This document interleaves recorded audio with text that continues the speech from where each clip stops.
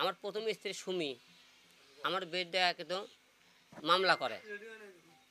মামলা করার পরে আপনারা সবাই কিছুদিন পরে সেই বউয়ের সাথে আমার কিন্তু সারাসারি হয়ে যায়। সে আমার বউ অন্য ধরনের বিয়ে করে। আপনারা সবাই অনেকে হয়তো আমার প্রথম স্ত্রী আছে, আমার কিন্তু প্রথম স্ত্রী নাই।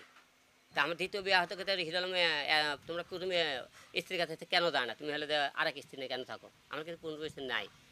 আমার কারণ আমার বাবা শোনেন, আমার বাবা মাকে যারা না দেখবি তাহলে আমার সেই রকম বউ তো রাখার দরকার নাই।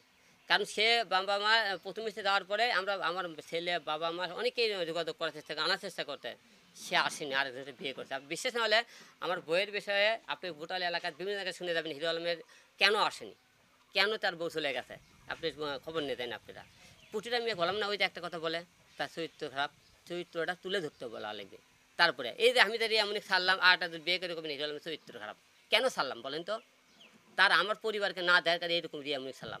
আমার 100 রিয়ামুনি এরকম আসবি, কিন্তু বাবা মা আসবি না। তো বিয়ে করা দিলে অপরাধ হয়ে যায়, মনে করেন না কেন? কারণ অপরাধ কোন যায় জানেন?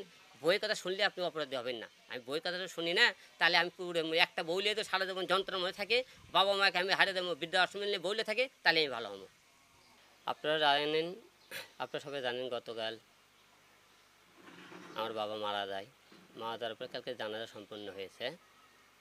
এই জানাজার সম্পূর্ণ হওয়ার মধ্যে কালকে সারাদিন আমি আমার বাবার মনে করেন জানাজা নিয়ে ব্যস্ত থাকার মধ্যে সারাদিন খালি নিউজ দেখতেছে হিরো আলম রিয়ামণিকে বয়কট এই বিষয়ে প্রচুর মনে করেন নিউজ দেখতেছে আমি।